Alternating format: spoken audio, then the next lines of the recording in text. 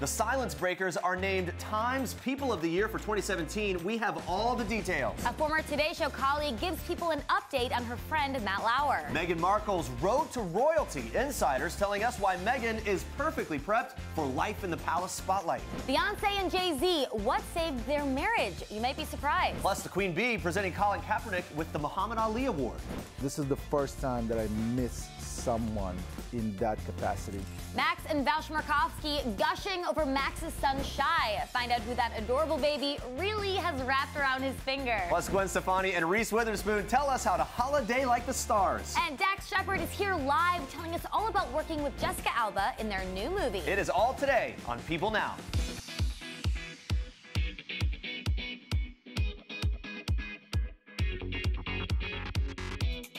Good morning, guys, and happy hump day. We have actor and comedian Dax Shepard joining us live to talk about his new holiday movie, El Camino Christmas, in just a little bit. We want to know, what holiday movies do you love? That's our question of the day. You can use the hashtag PeopleNow. Join the conversation. We want to hear from you. Plus, we'll also be sharing some of the reactions from Time's Person of the Year, the Silence Breakers. It was just revealed this morning. First, here's what you need to know and what's trending today.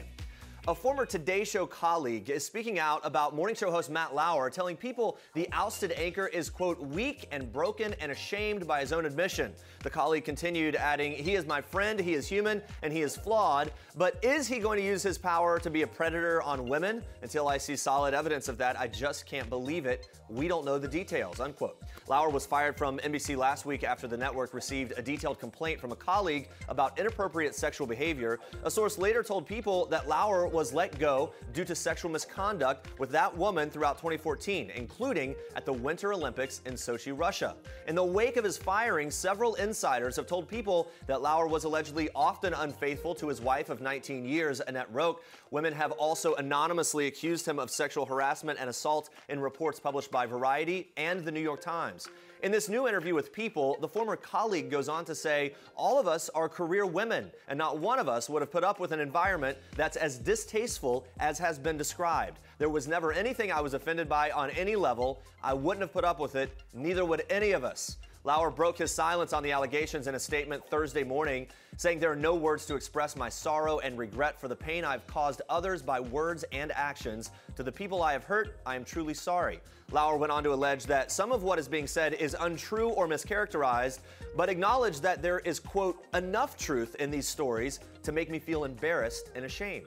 Lauer retreated to his Hamptons home last week, where Roque lives full-time with the couple's 3 children. Stay on People.com for more on this story as it develops. Now on to this. Meghan Markle effortlessly charmed the crowd during her first royal engagement in Nottingham, England on December 1st. But the 36-year-old American beauty has been prepping for this role for quite some time. She was raised in Los Angeles by dad Tom, a former sound engineer, and Andrea, a yoga instructor and social worker. Markle was a precocious young girl who once petitioned Procter & Gamble to change a dishwashing soap commercial due to the fact that it only focused on female consumers. At age 11, Markle successfully played a role in the continued fight for women's equality, and the commercial was re-edited. Now, at the private Catholic school Immaculate Heart, Meghan was, quote, popular with every single group. That's according to former classmate Tiffany Gooden. The royal-to-be never excluded anyone and had a knack for making anyone feel like $1 million. And that knack was on full display during Markle's appearance in Nottingham. Veteran Royals photographer Mark Stewart, who snapped everyone from Queen Elizabeth to Princess Diana, instantly noticed Markle's sophisticated charm, telling People, for many, that would be a hugely daunting experience, but she took to it like a duck to water.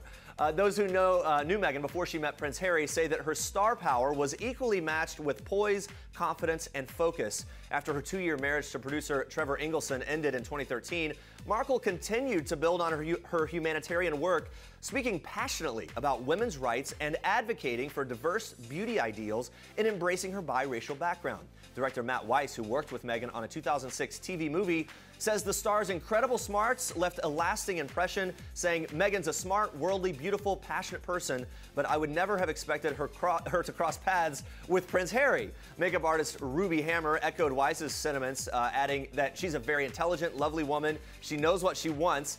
Markle will be the first American actress to marry into the royal family since Grace Kelly. The wedding will take place in May 2018 in St. George's Chapel at Windsor Castle. For more on Meghan Markle's road to royal, make sure to pick up your copy of People this Friday and tune into Prince Harry and Meghan Markle Royal Engagement. It's streaming right now on People TV.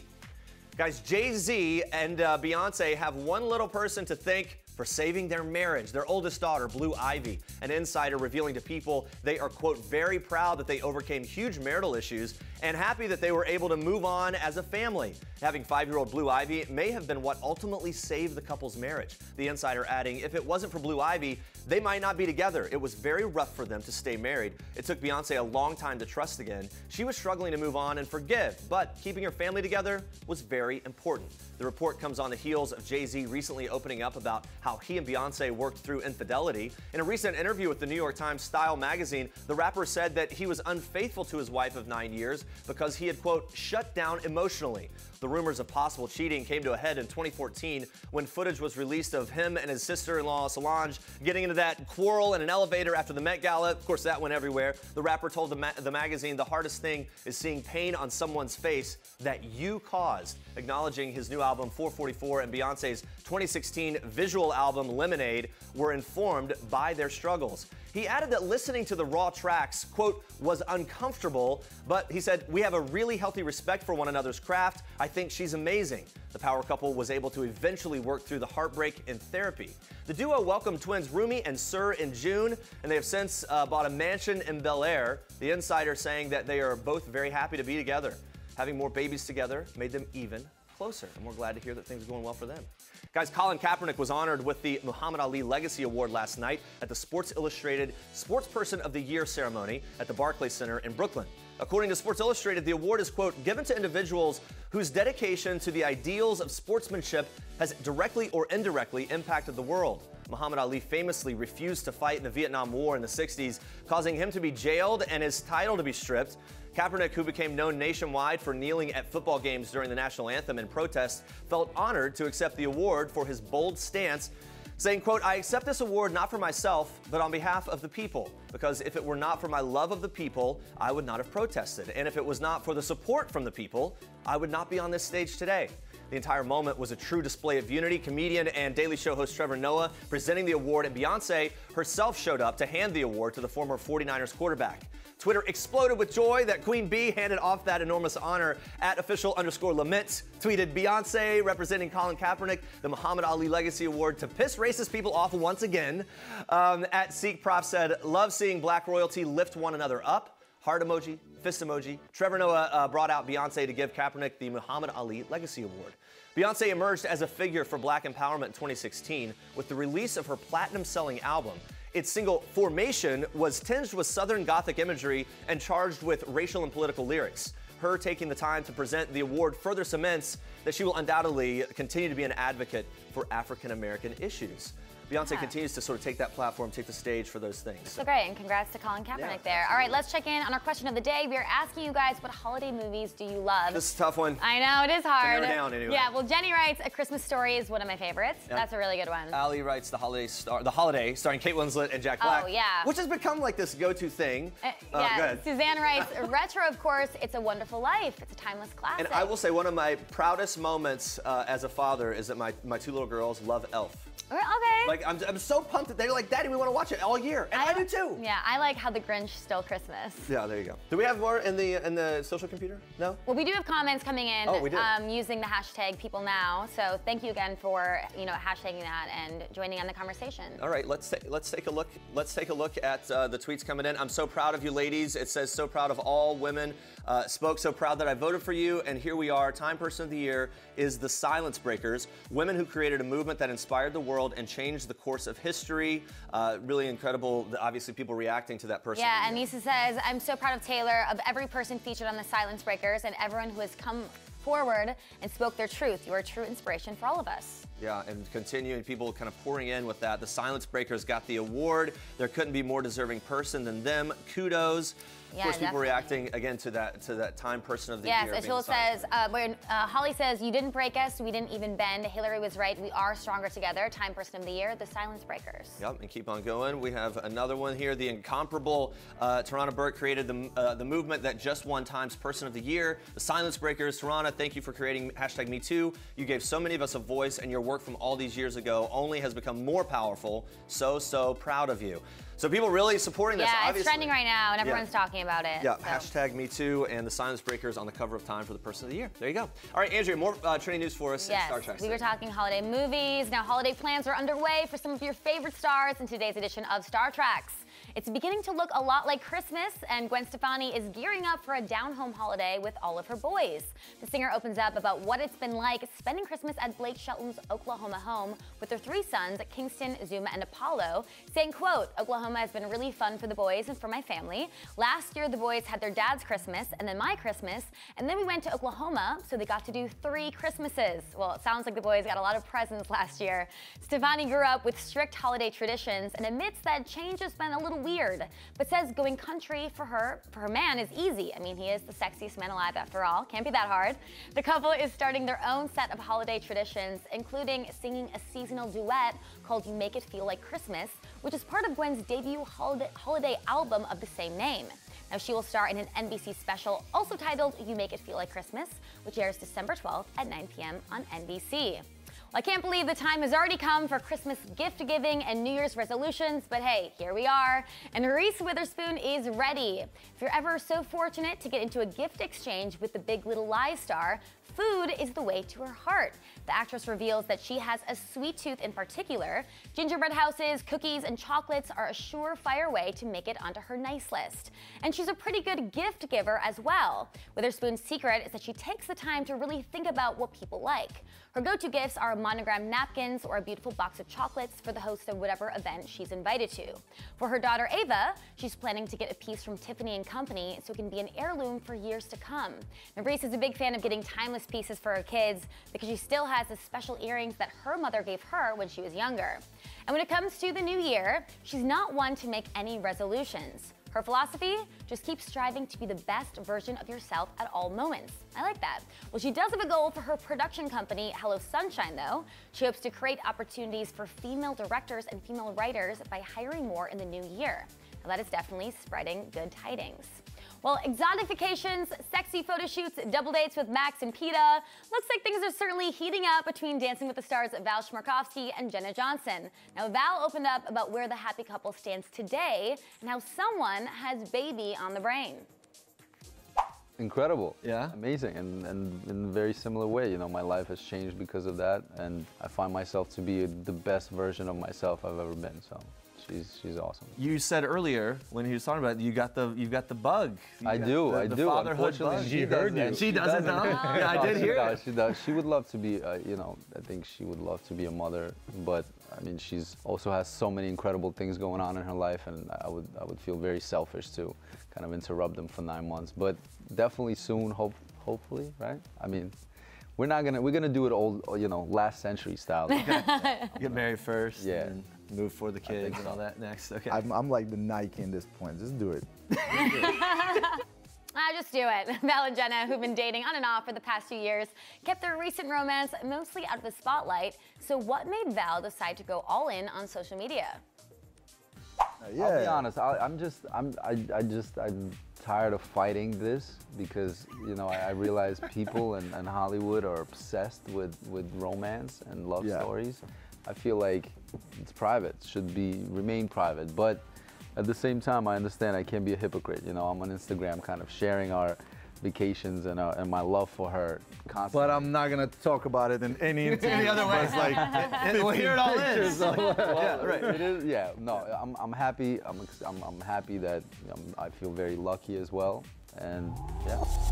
Well, we like seeing all the cute pictures. And stay with us. Max and Val will be back to talk about Baby Shy and their new live tour with Peta. But first, moving on to some more royal updates. Meghan Markle is already proving herself to be a major trendsetter, just like her soon-to-be sister-in-law, Kate Middleton. So items she's worn, like the white trench coat she wore for her first engagement photo op with Prince Harry, to the $675 Strathberry tote bag she wore during her first royal visit in Nottingham, have sold out within hours of her being photographed with them. But where does this emerging icon get her style inspiration from? Well, turns out there are 3 distinct women of the past that she draws clear influences from. One of Markle's biggest style icons is the late actress Audrey Hepburn, who she regularly refers to on her Instagram account. Hepburn's legendary style is marked by classic silhouettes and refined simplicity. We see that aesthetic reflected throughout Markle's wardrobe, especially during her very first royal outing in Nottingham, where she sported a full-length navy peacoat. Another inspiration for Markle is Carolyn Bessette Kennedy, who tragically died in a plane crash in 1999 alongside her husband, John F. Kennedy Jr. Bessette Kennedy had the typical style of a cosmopolitan woman, modern, simple, and tailored to fit the body properly. Meghan duplicated Carolyn's look to the T in a chic turtleneck and maxi skirt combo, complete with tall fall boots. The last major style influence for Meghan is someone who's actually been in her shoes before, actress turned Princess of Monaco, Grace Kelly. The princess died in 1982, but left her mark as a symbol for old Hollywood glamour and elegance. Meghan Markle carries herself with the grace, pun intended, of a future royal in this feminine red dress. With so much amazing style there, Meghan. Those are your Star Tracks for today.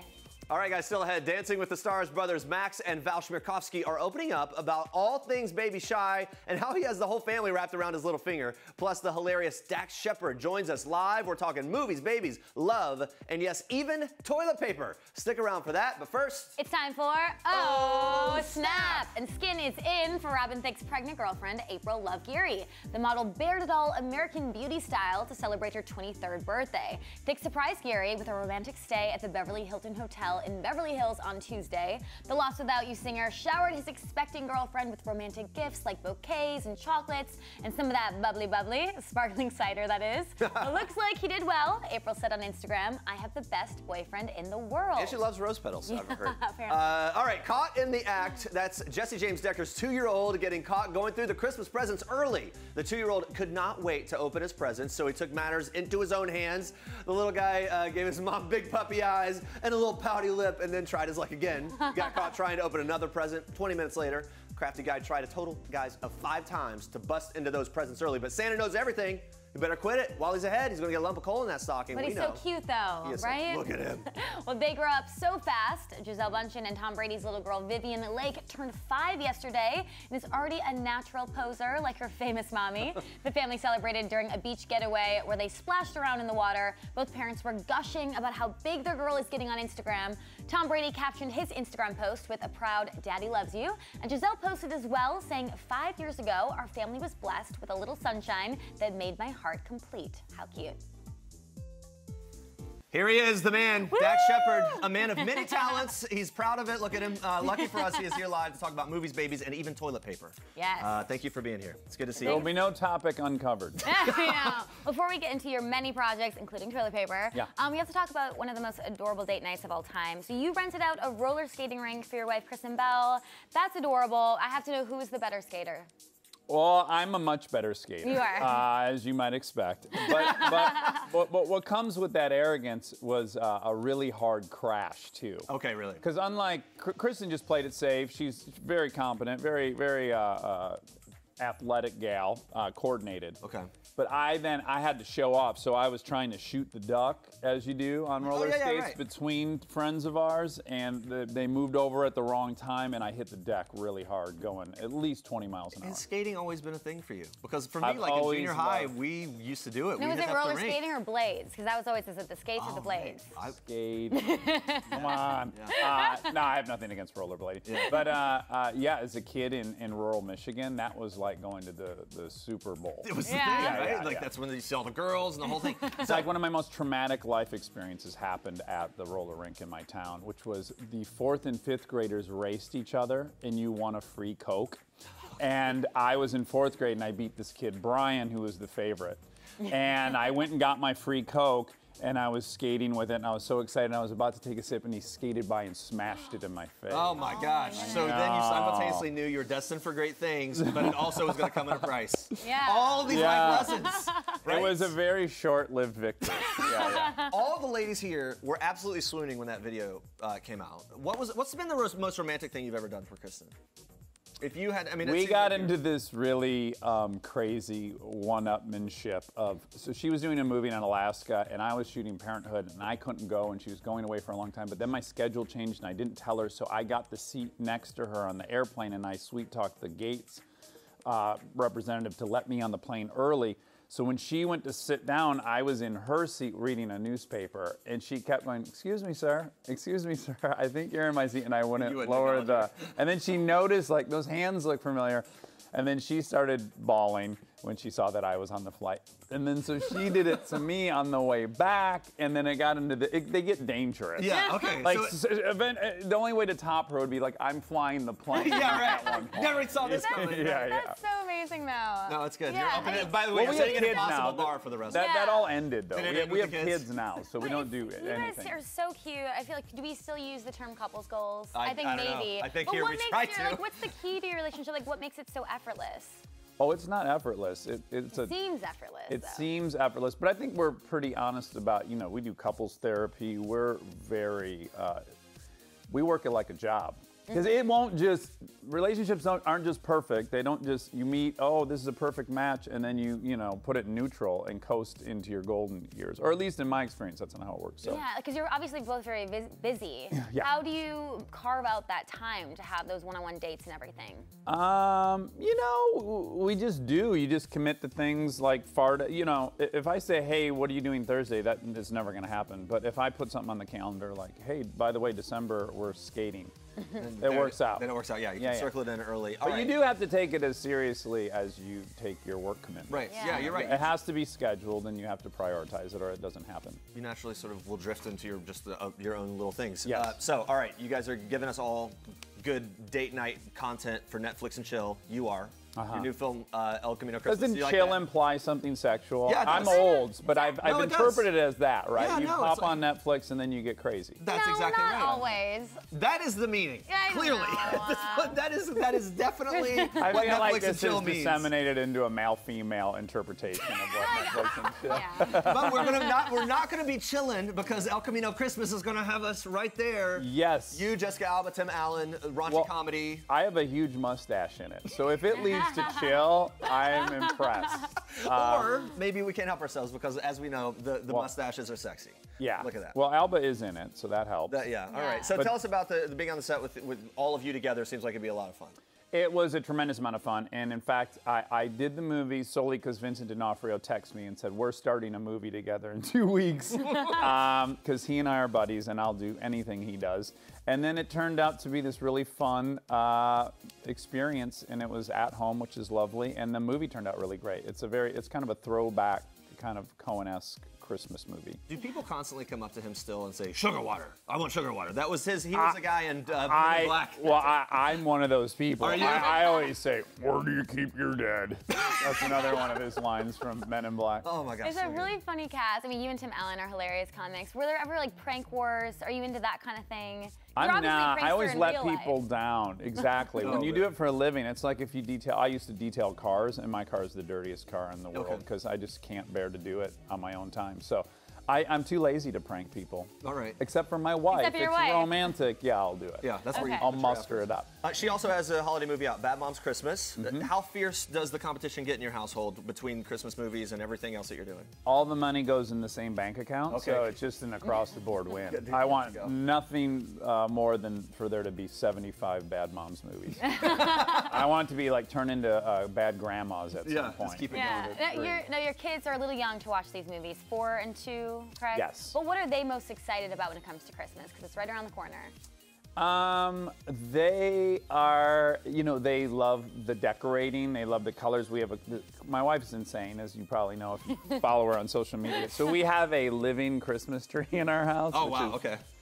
It's preposterous, but I just go along with it. Oh, like with so the tree's roots. about this big, and then the roots are about this big. right. The tree, although it stands at about 7.5 feet tall, there's only about 4 feet of tree because it's all root structure. Yeah, you don't mean like a real tree. So you mean each a year living. you go and you get the roots and it doesn't like this stay year, in your this home. is the first year of this, and thank goodness we didn't dig it up. It was delivered living to our house. I just made us I've never so heard of weird. that. I No, can't that even is that imagine, is a yeah. But look, my wife does anything she can to be a little bit better, you know. So I applaud it, and she's dragging me along with her, and I thank her for it. Do you guys do something with the trees after? Or do you just give them Well, back? it gets replanted, Just back to and then that next company. year, I guess we get the same tree. We're gonna have this like Wait, that's ongoing so funny. I've relationship never with heard this of that, tree. ever. I don't know what impact it's having on the children. Certainly some. But Well, they yeah, can really connect to it. You could like it's carve not something the in a experience little I bit had and as a watch kid. it grow. I think it's better that way. Otherwise, it's sad when There's the less tree starts needles. dying. Yeah, then you have to throw the If I tree do out. glasses half full, there's less needles. Okay, 'cause good. It's still living. I'm very impressed. I actually really like that. I'm just, I want to ask more about it. I don't know what else to ask. Yeah. This is It's great. a step away, though, from having a live turkey at Thanksgiving, and then it just flies away. at flies the end away. of it. It's only there for I everyone feel to like take we're pictures. inching towards that.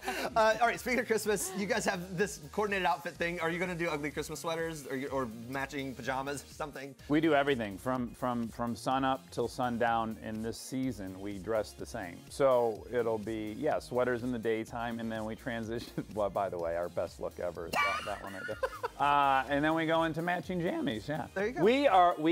We have the most severe case of Christmas fever of any couple I know. And just love. Look at that. Love fever. My Yeah, gosh, and I that's mean- all. We this like is to party. multi-season. We Yeah. have a commitment to partying. And you mentioned your kids before. Obviously, holidays all about family. Now, Kristen's been very open about being a tag team parent when it comes to the little girls. What words of wisdom do you give other people navigating this family life and I'm parenting? writing this down. This is specifically for me. Well, I just want to say, being a parent now, the most inflammatory thing you can say is any kind of parenting advice. Because as soon as another parent hears it, they feel very judged. So I don't advise this for anyone but me.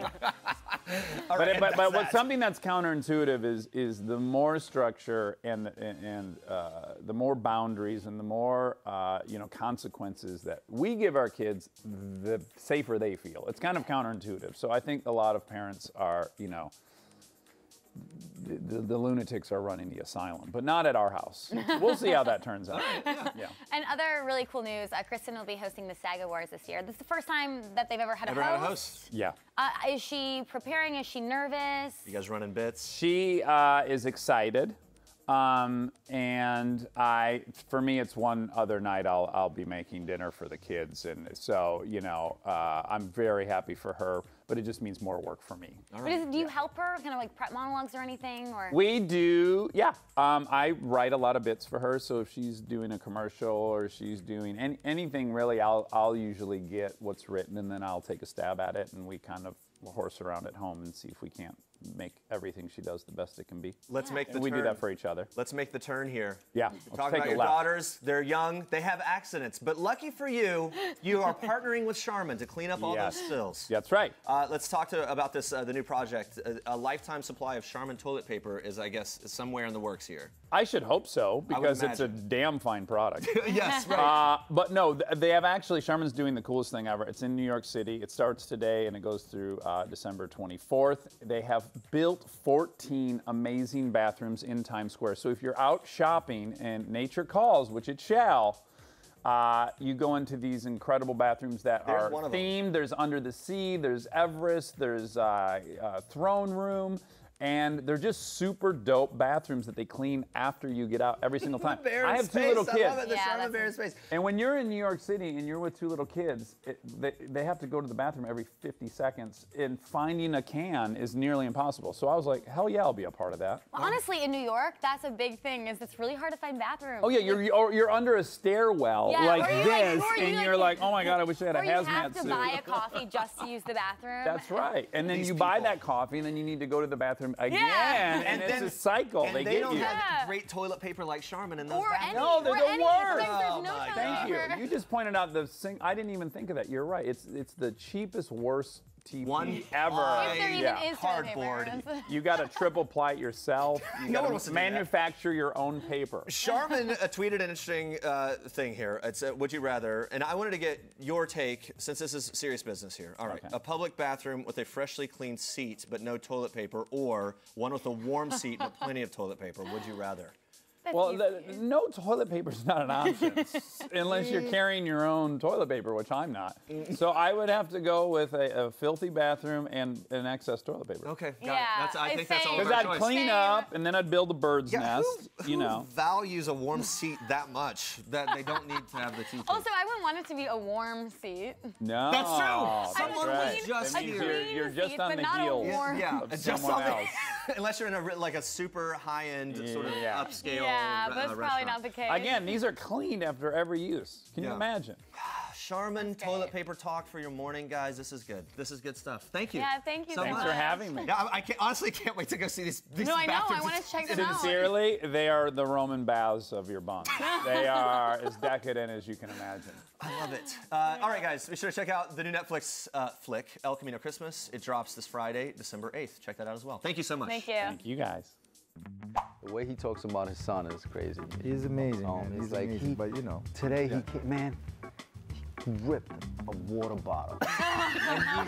It's like every little thing. Yeah, but you're talking about a 10-month-old grabbing a water bottle with both hands, taking it with him. And by the way, this is passing Like, a hold of talk he to me grabbed when it. he's acing a calc test. Like, Put it down, but No, you got he's exceptional. baby He's exceptional, Yes, yeah. he put it down and he spun it open with his thumb. And I'm looking at him, I'm like, what? he Baby, knows is it- what the thumbs It's do. amazing. Kid's a genius. Come on, Val, give that nephew some credit. Dancing with the Stars brothers Maks and Val Chmerkovskiy clearly loving life with baby Shy, so much so that the 11-month-old cutie will be joining the dancing duo along with Mama Peta Murgatroyd for the family's upcoming live tour this spring. Ticket sales begin this Friday. So what is Papa Max most excited for little Shy to experience on the road?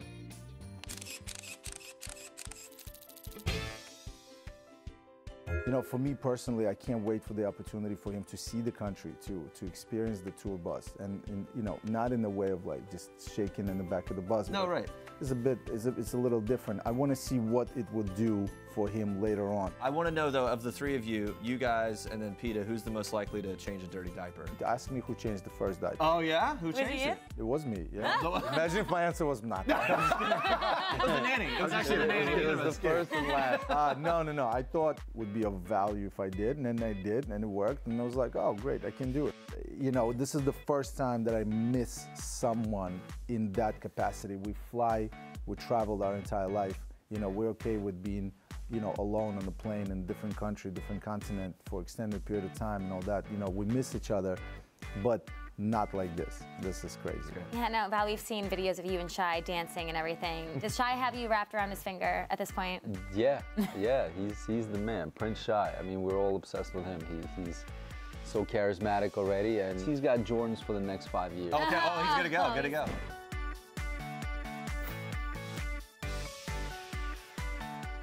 Who is Time's Person of the Year? The 2017 Person of the Year is the Silence Breakers, the voices that launched a movement. This is the fastest moving social change we've seen in decades. And it began with individual acts of courage by hundreds of women, and some men too, who came forward to tell their own stories of sexual harassment. And there you have it. Time's 2017 Person of the Year is not just one individual, but a group of women who broke their silence on sexual assault and harassment. Joining us live to break down all of this is Time writer Eliana Docterman. Thank you so much for being here. Thank you. So look, interesting choice here, and everyone's talking about it, obviously. A huge moment in our culture and what's happening. Last year, President Donald Trump was selected for many reasons. Why were the Silence Breakers chosen this time around? And who are the women on this cover? So the women on the cover are women who we thought represented the women who spoke out for the first time about sexual harassment in the workplace this year. In various different places, right? In various different places. So we have Taylor Swift, who, of course, talked on the stand about being groped by a harasser. Sure. We have Ashley Judd, who spoke out about Harvey Weinstein's sexual harassment. And then we also have Adama Iwu, who is a California lobbyist who started an open letter writing campaign. And then we have Susan Fowler, whose blog post about Uber ended up resulting in an investigation that brought down the CEO. Yeah, so all different reasons, different cases, things represented there. We also see, and you can see in the bottom right corner, an anonymous arm featured there. What's that meant to represent? So the arm is meant to represent the women who still can't come forward because they are afraid that it will hurt their families or their livelihood. So she is an anonymous woman that represents that. We also have a woman named Isabel Pascal, that's a false name on our cover, who also could not come forward because of her family and fears about her family. So it's all represented there now. Although only a handful were selected for the cover, you guys did reach out to multiple women who spoke their truths. Let's take a quick look at this. I think people forget a lot that there's a human behind this. When you go through something as traumatic as sexual violence, there's a way that you close up. Who were we supposed to tell? Were we supposed to call some fantasy attorney general of moviedom? And we're conditioned since birth, before our feet hit the ground, to be polite. Politeness kills. To be kind, to be liked, to not make waves. That has to stop. All different women there and powerful words, and they all represent people in this issue.